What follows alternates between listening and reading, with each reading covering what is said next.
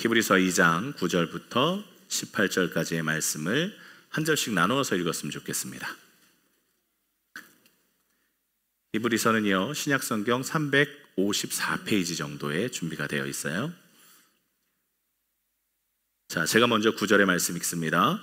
오직 우리가 천사들보다 잠시 동안 못하게 하심은 입은 자 곧 죽음의 고난 받으심으로 말미암아 영광과 존귀로 관을 쓰신 예수를 보니 이를 행하심은 하나님의 은혜로 말미암아 모든 사람을 위하여 죽음을 맛보려 하심이라.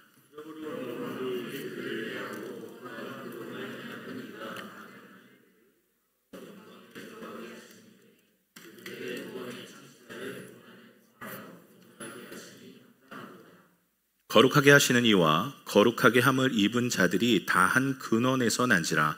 그러므로 형제라 부르시기를 부끄러워하지 아니하시고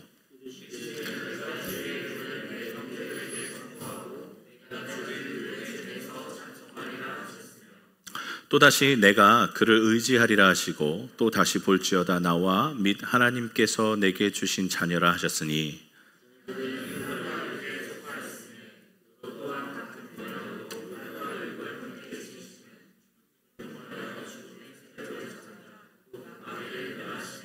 또 죽기를 무서워함으로 한평생 매어 종 노릇하는 모든 자들을 놓아주려 하심이니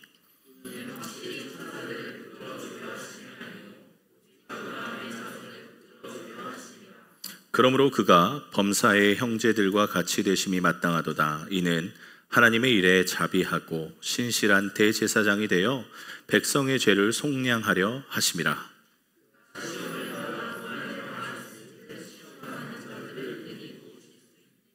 아멘. 성탄이 가까워오니까 많은 분들이 한국으로 또 타지로 좀 흩어지시는 이 교민사회는 좀 그런 방향이 있죠. 그리고 1월 달에 뗏 기간에도 많이 한국으로 방문하실 거예요. 그러나 온라인으로 또 함께 하시는 분들도 이 예배 가운데 좀 진심으로 나아가 주시기를 부탁을 드리고요. 예수님이 오셨잖아요. 그죠? 여러분, 예수님이 오셨잖아요. 2000년 전에 예수님이 오셨습니다. 예수님이 베들레헴, 이 이스라엘의 베들레헴이라는 시골 촌동네에 오셔서 예수님이 해야 할 일을 하시고 승천하셨습니다. 여기까지는 뭐 우리가 흔히 듣는 예수님의 스토리이죠. 그리고 예수님이 어디 있느냐? 우리가 뭐 여러 성경의 말씀을 빌리자면 예수님의 보좌 옆에 있다, 뭐 이렇게 이야기하죠. 그리고 이렇게 예수님이 하시는 일을 다 마치시고 어떻게 올라가셨느냐? 구름을 타고 올라가셨는데 제자들이 이것을 뚫어지게 쳐다보니 하늘로 올라가심을 왜 그대로 보고 있느냐라고 천사 2명이 제자들에게 그렇게 이야기했던 구절도 여러분 사도행전 1장에 기록되어 있음을 보실 수 있습니다. 천사들이 그렇게 이야기합니다. 예수님이 그대로 다시 오실 거야. 예수님은 분명히 오실 텐데 올라가신 모양 그대로 오실 거야. 이렇게 이야기합니다.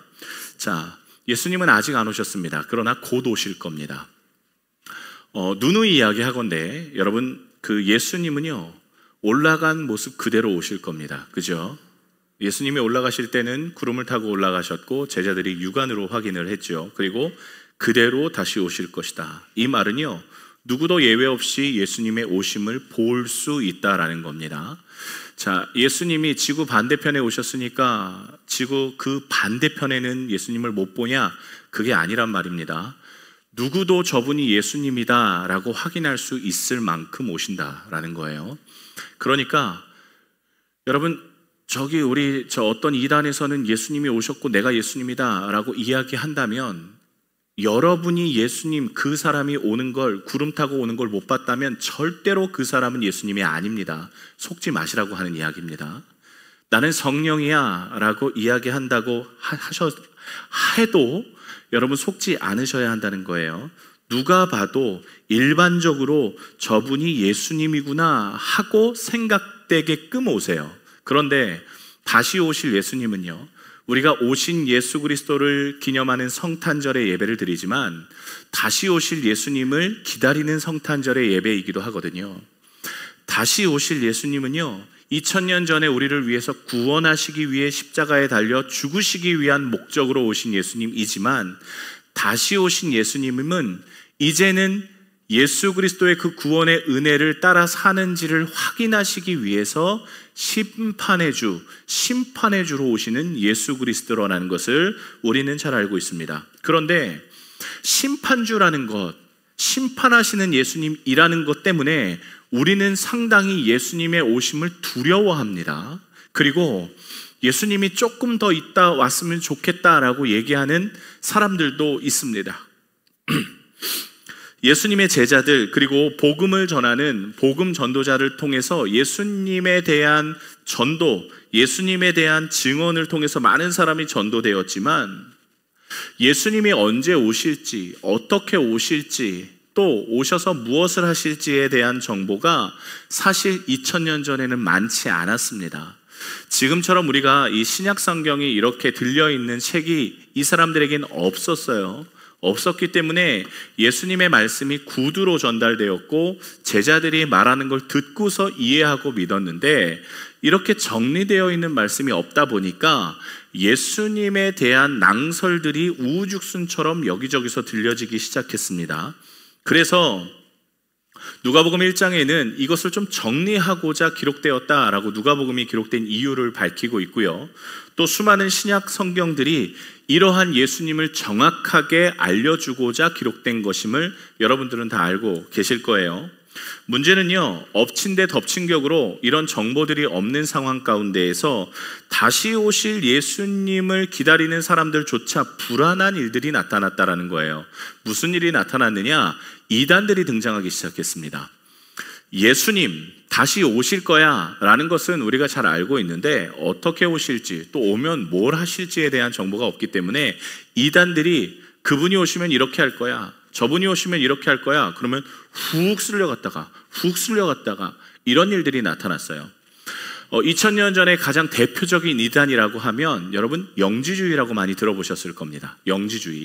영지주의가 뭐냐면, 영은 거룩하고 육은 악하다라는 기본적인 교리를 갖고 있는 이단이에요.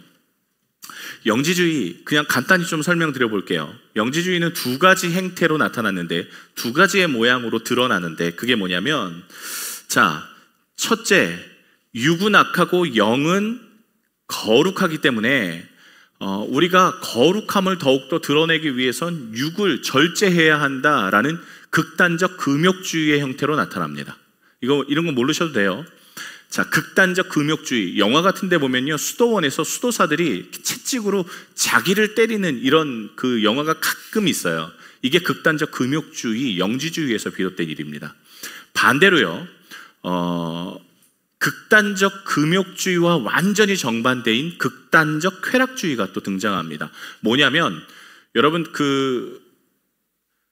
영은 거룩하고 육은 악하기 때문에, 그런데 육이 이 영의 그림자라고 생각했기 때문에 육으로 뭘 하든지 영은 거룩하고 육은 악해도 상관없다라고 말하는 플라톤의 이데아론, 뭐 이런 거 있습니다. 이게 기원전 400년에 등장을 했지요. 어쨌든 이거에 영향을 받아서 육신은 그냥 그림자야, 이건 아무것도 아니야, 이건 허무야, 그러니까 영은 거룩해, 육은 악해, 원래 악한 거야, 그러니까 악하게 살아도 돼, 영은 원래 깨끗한 거니까, 이렇게 여겨서 육신으로 아주 쾌락주의를 실천했던 사람들도 나타나기 시작했어요.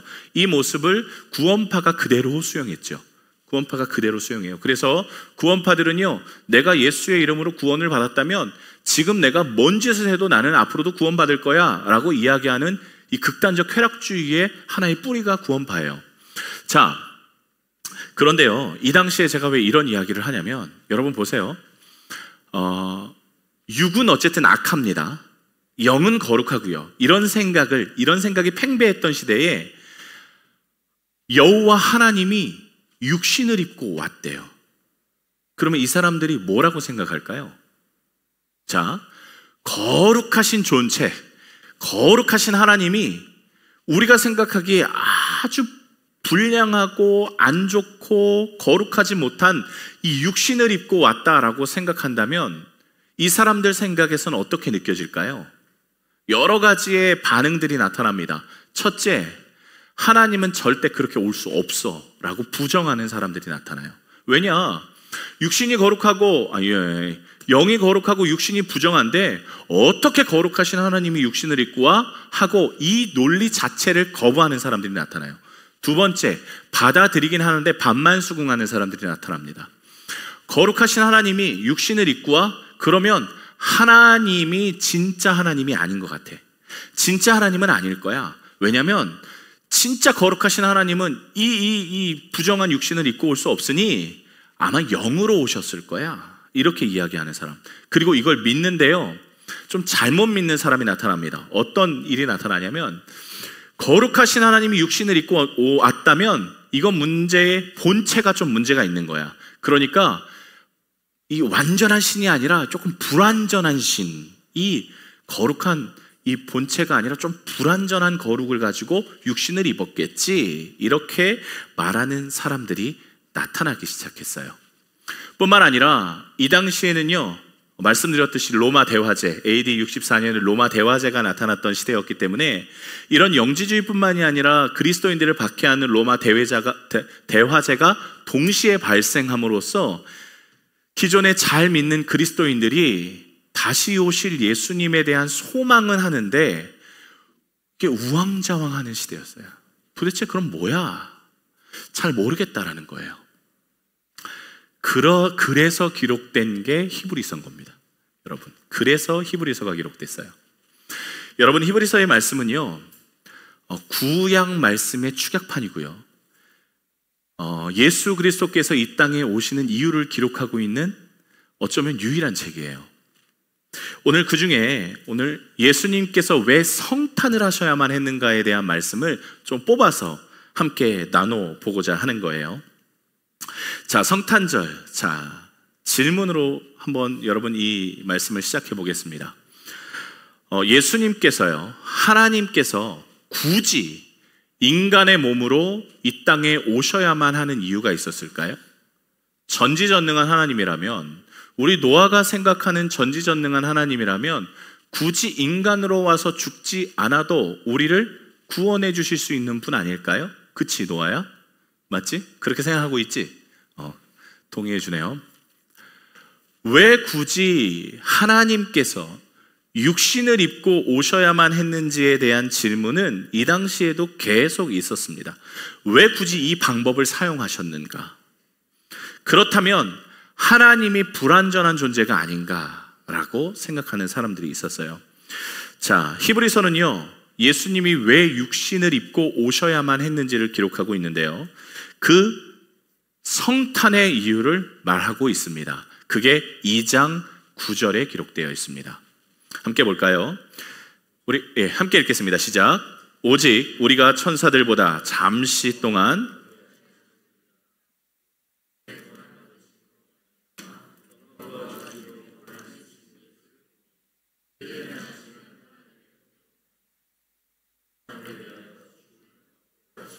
모든 사람을 위하여 죽으시려고 오셨다라고 기록합니다.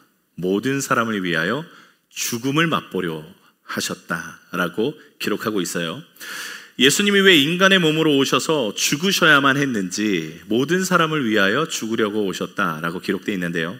자, 전지전능한 하나님이 하지 못하시는 게 몇 가지가 있어요. 하나님은 모든 걸 다 하실 수 있죠? 예수라? 근데 못하시는 게 있어. 뭘까요? 하나님이 못하시는 거, 못해요. 하나님은 못해요. 이거 못해요. 몇 가지가 있어요. 첫 번째, 죽는 걸 못해요. 하나님은 못 죽으세요.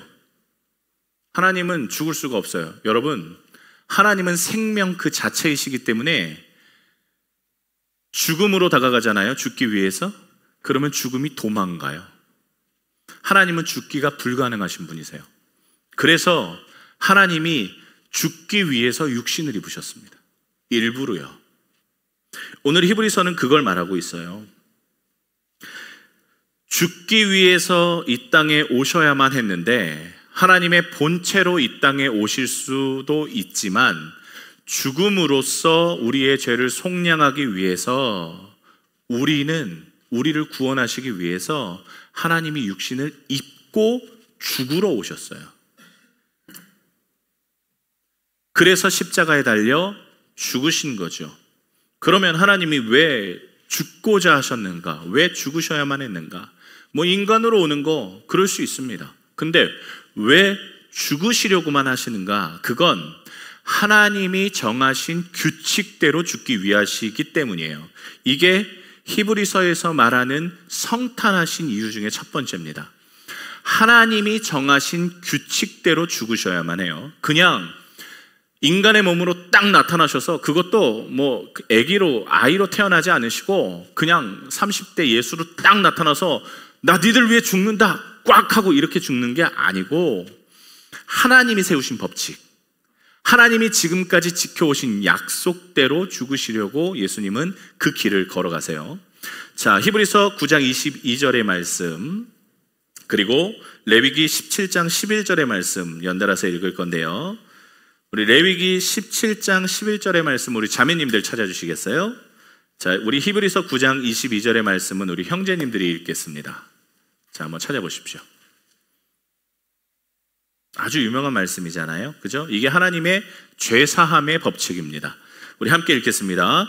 율법을 따라 거의 모든 물건이 피로써 정결하게 되나니 피 흘림이 없은즉 사함이 없느니라. 피 흘려야 죄사함이 이루어진다라는 것이 하나님의 법칙입니다. 하나님의 죄사함의 법칙이에요. 자, 레위기 17장 11절의 말씀을 우리 자매님들 읽어주십시오. 시작.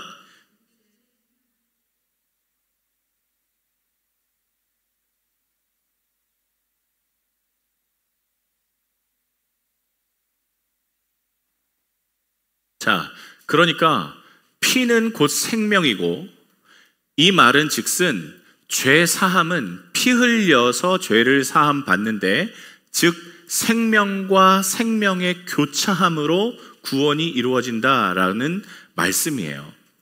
제가 죄를 지면 죄 없는 어떤 존재가 교차돼야 돼요. 이것이 여러분 레위기의 설교 때도 여러분께 계속 말씀을 드렸는데요.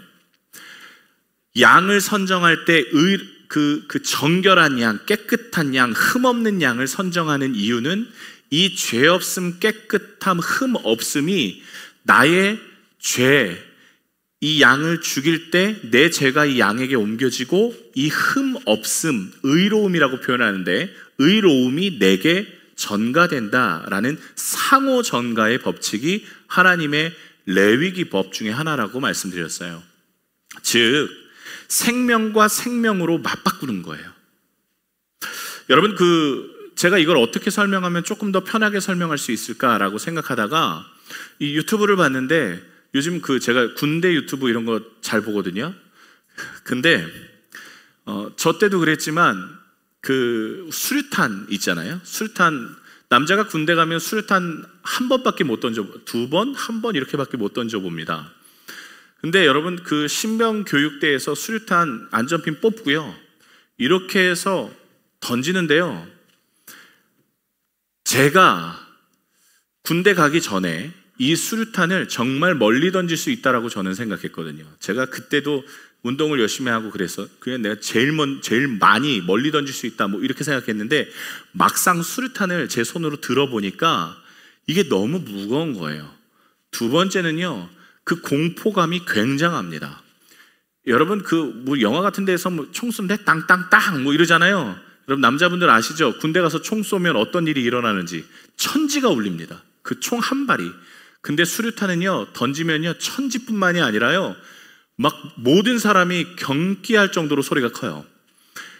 그 훈련장에 가서 수류탄 소리 뻥뻥 들려보면 여러분 이 수류탄 잡는 거 손 부들부들 떱니다. 이렇게. 근데 뽑아서 던지죠. 간혹 가다가 수류탄을 던지는 게 아니라 안전핀을 던지는 애들이 있어요. 자, 안전핀 제거. 자, 투하! 그러면 안전핀을 던지고 이걸 이렇게 있는 거예요. 그러면 어떤 일이 일어나는 줄 아세요? 조교가요, 옆에 있는 이제 조교가 이거를 만약에 떨어뜨리거나 잘못했다, 그럼 조교가 이 신병을 덮어요, 자기 몸으로.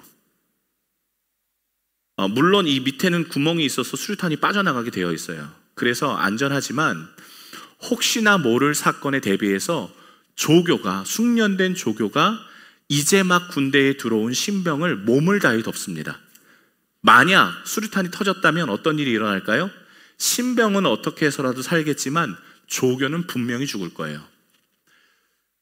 여러분, 죄사함의 법칙이라는 것은 저는 이거와 같다고 생각합니다.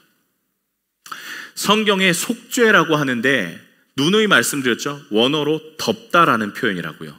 조교가 신병을 덮는 것처럼, 내가 죽고 신병을 살려내는 것처럼 속죄라는 건 덮어버리는 겁니다. 내가 죄가 있는데 이 양을 죽여서 이 피로 이 사람의 죄를 완전히 덮어버리는 거예요. 그러면 어떤 일이 일어나느냐?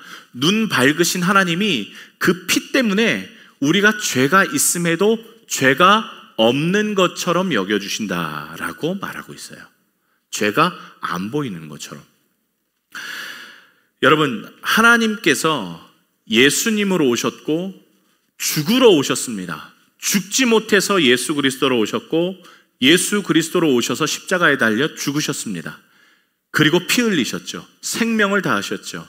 그건 곧 우리를 위해서, 우리를 죄에서 덮어주시기 위해서 오셨다. 그래서 하나님이 성탄하신 이유는 죽으러 오신 겁니다.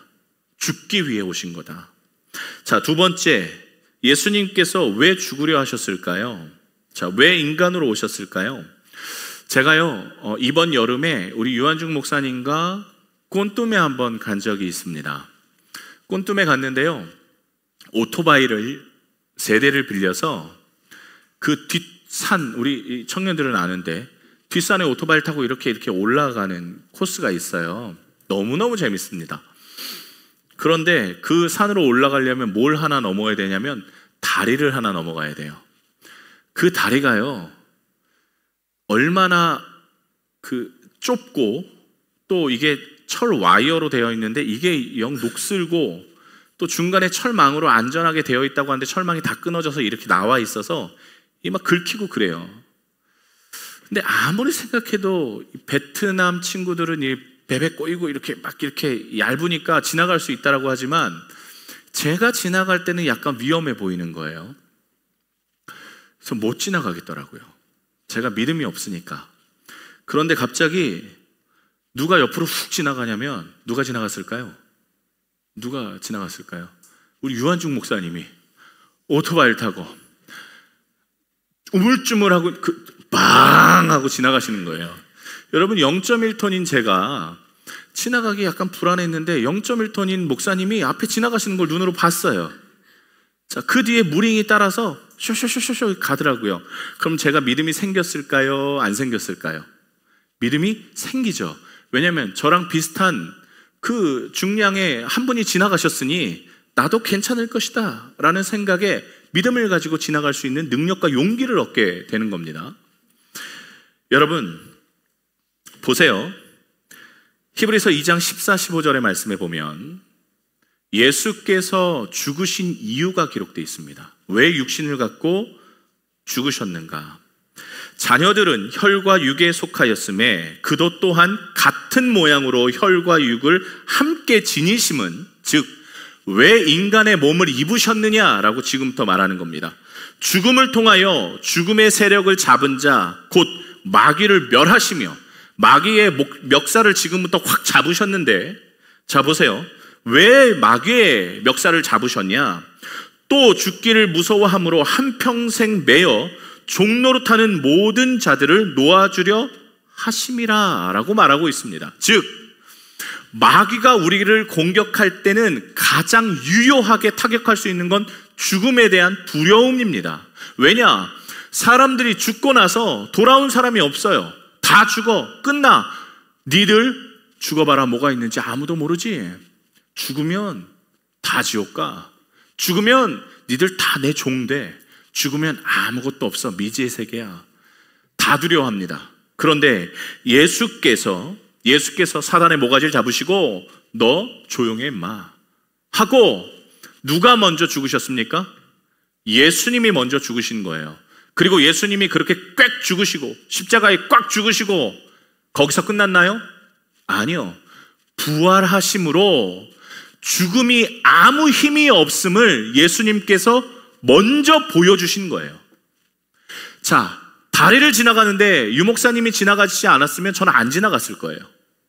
그런데 유목사님이 왕 하고 지나가니까 나도 지나가도 되는구나 하고 믿음을 갖고 지나가게 되는 것처럼 예수 그리스도께서 죽음으로 끝내지 아니하시고 다시 부활하심으로, 즉 성탄하신 이유는 부활하시기 위함이에요.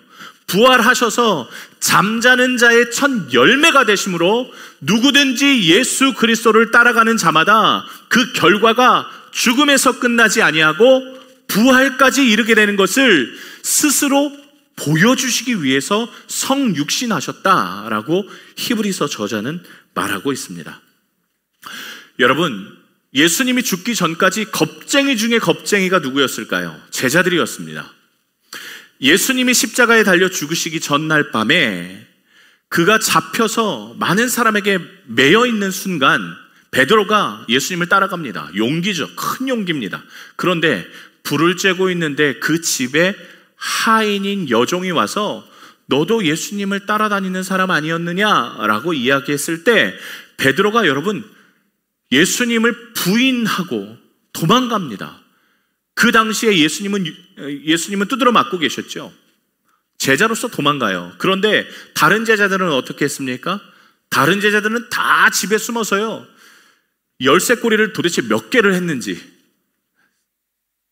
아무도 나를 잡아가지 못하게 죽음의 두려움에 휩싸여 있었습니다. 그런데 예수님의 부활을 보고 나서 제자들이 어떻게 바뀝니까?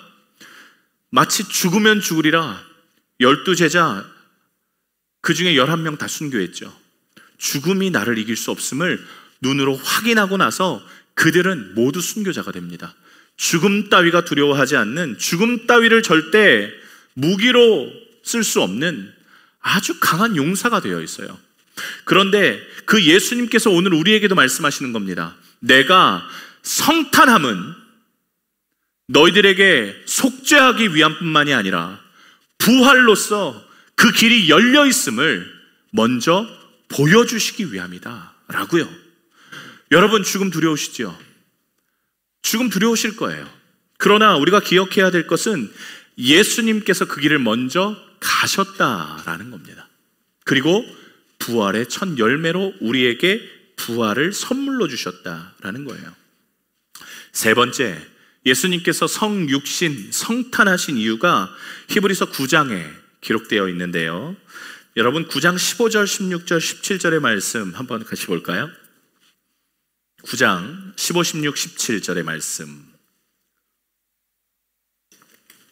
네. 같이 읽겠습니다. 이로 말미암아 그 중보자시니 이는 첫 언약 때에 범죄한 죄에서 속량하려고 죽으사 부르심을 입은 자로 하여금 영원한 기업의 약속을 얻게 하려 함이심이라.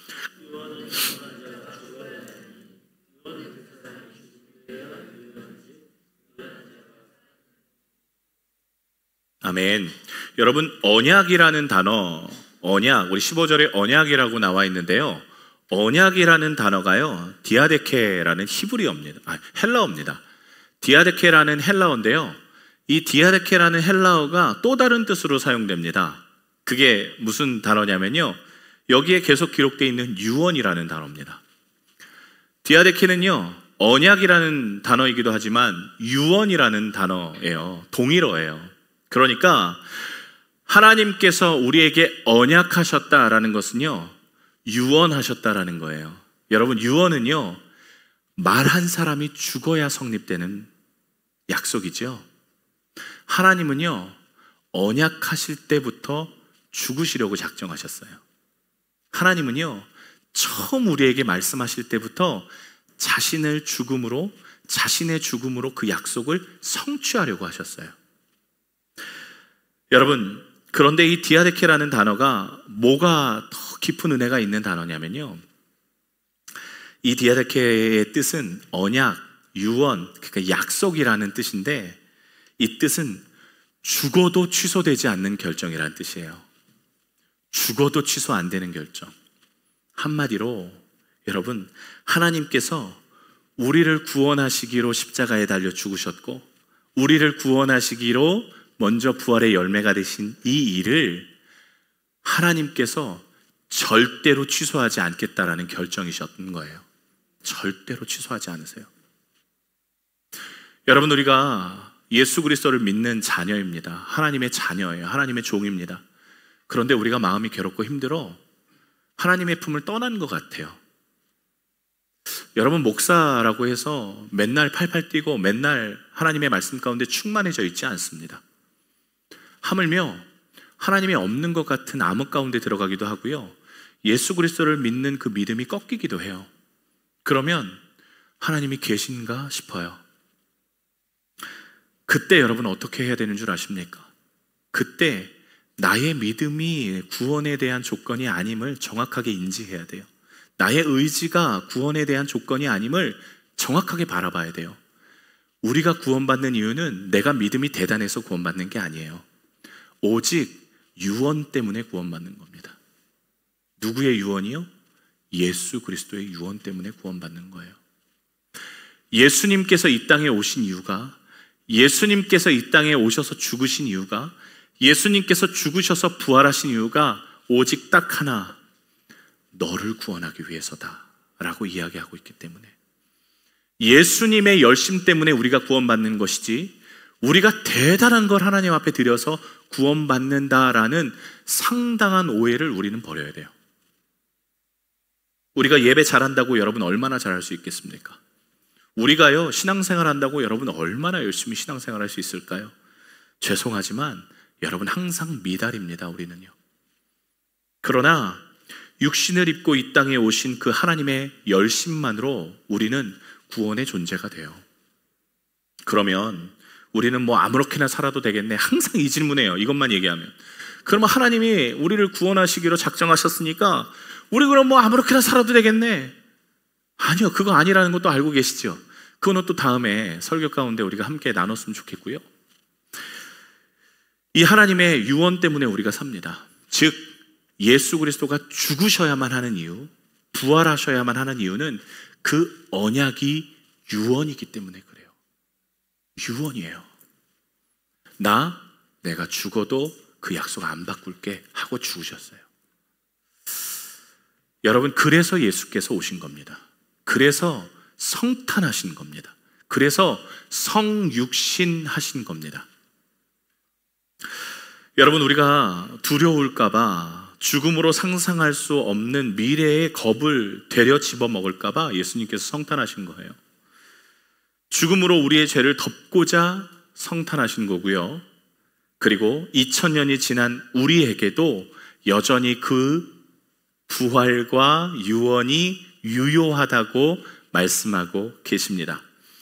자, 정리가 되셨죠? 사실은 히브리서의 말씀에 보면 예수님께서 성탄하신, 성육신하신 이유가 한 대여섯 가지가 더 나와요. 잘 묵상해 보셨으면 좋겠어요.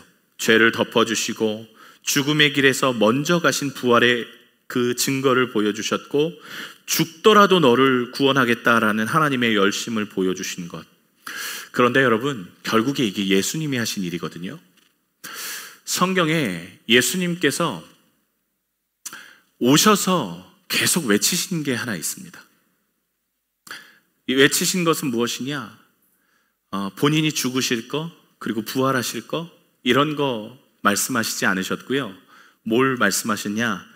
오시자마자 또 죽으셔서도 계속 외치셨던 건 다름 아니라 하나님의 나라였어요. 하나님의 나라. 여러분, 예수님이 요한복음의 말씀에 보시면 하나님의 나라가 가까이 왔다, 이렇게 이야기를 하시면서 공생애를 시작하세요. 그리고 예수님이 죽으시고 부활하셔서 40일간 제자들과 함께 있으셨잖아요.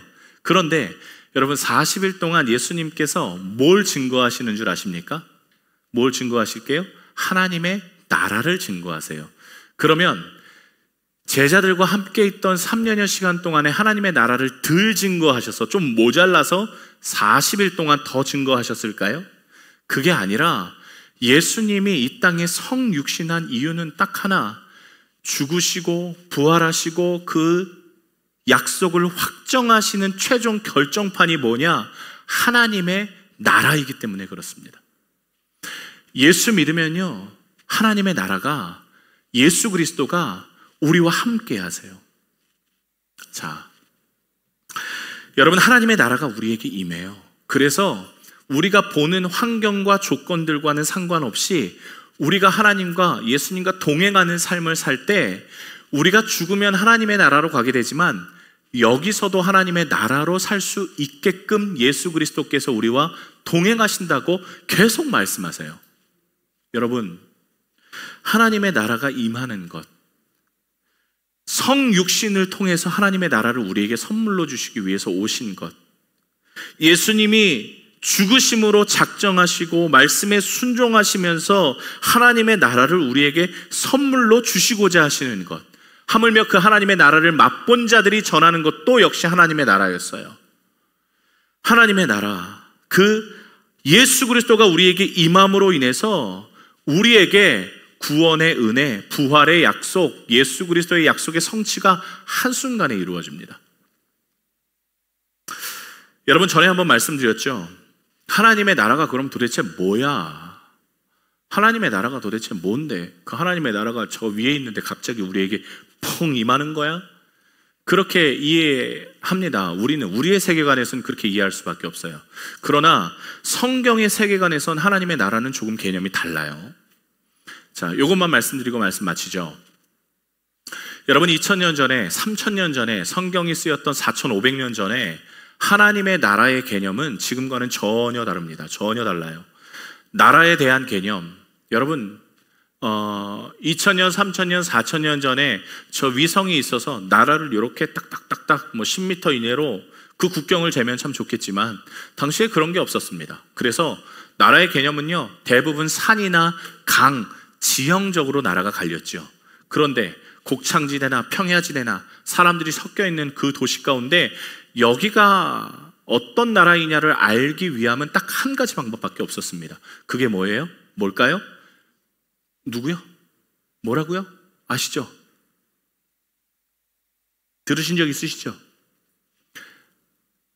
그 지역에 사는 사람이 누구의 통치를 받고 있는지 고백되는 땅이 그 나라의 땅이 돼요. 자,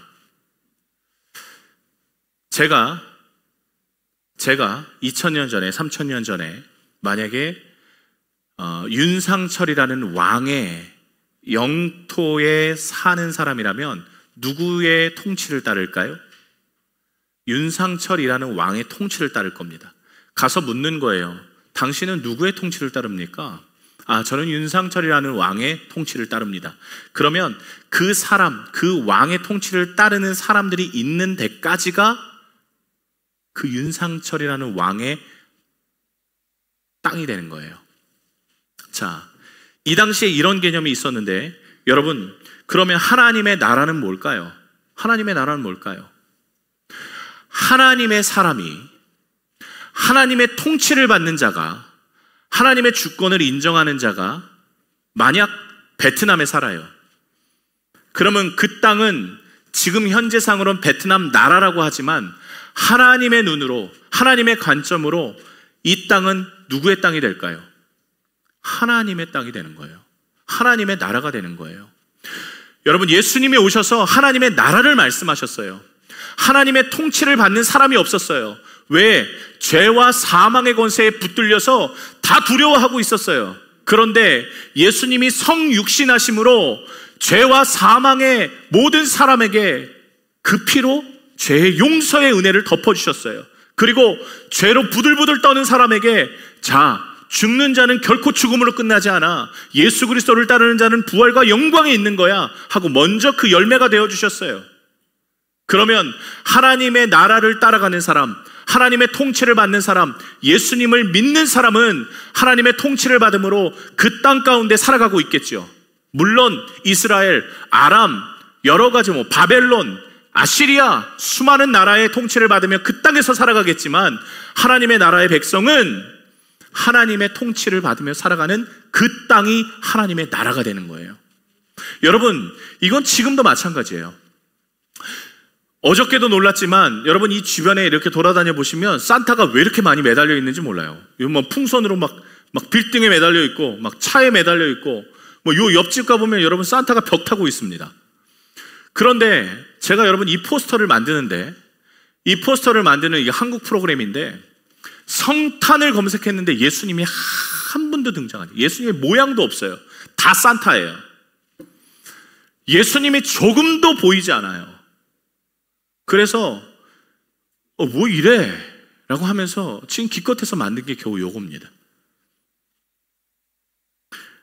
애둘러 봤는데도 예수님에 대한 메시지나 흔적이 전혀 보이지 않는 이 베트남 땅에서 여러분 하나님의 나라의 끝단이 누가 돼야 될까요? 하나님의 나라의 경계가 누가 돼야 될까요? 성탄의 주인이 산타라고 말하고 있는 이 땅에서 하나님의 나라의 그 경계가 과연 누가 돼야 될까? 땅끝이 누가 돼야 될까? 저는 저와 여러분이 돼야 된다라고 말하고 싶어요. 하나님의 주권을 인정하고 하나님의 통치 가운데 살아가고 하나님의 백성으로 나 하나님 나라의 백성입니다 라고 이야기하는 사람이 있는 그 땅끝이 만약에 하나님의 나라라면 저는 여러분이 있는 그곳이 하나님의 나라가 돼야 된다, 하나님의 땅끝이 돼야 된다 라고 말씀드리고 싶어요. 여러분 성탄 예수님이 왜 오셨을까를 한번 고민해 보십시오. 하나님의 나라, 하나님의 백성 삼으시려고 오셨고 그 백성이 또 하나님의 나라를 이루게 하기 위함 그렇게 오셨습니다. 여러분들 하나님의 나라의 경계석이 되십시오. 성탄의 열매가 되십시오. 예수님이 성탄으로 오셨고 여신 구원의 길을 가는 그리스도인 여러분 힘들다 할지라도 여러분 그 길 가셔야 돼요. 말씀 붙잡고 몸부림치고 내 삶이 하나님과 부딪히면 내가 철저하게 깨지는 삶 사셔야 돼요. 여러분이 땅끝이 돼야 되기 때문이죠. 그렇게 나를 죽여서라도 예수님 따라가는 그런 성탄 됐으면 좋겠습니다. 예수님 오셔서 다 좋다, 좋죠. 구원받았으니 좋죠. 그런데 그 다음은요. 예수님이 오셨으니 그 사명 붙들고 살아가는 우리는 여러분 그 다음을 생각했으면 좋겠어요. 죽을 것 같아서 못하는 게 아니라 죽어서라도 하는 것, 그게 예수님이 가신 길이니 여러분 우리도 그 길 온전히 살아가는 여러분, 저와 여러분 되셨으면 좋겠습니다.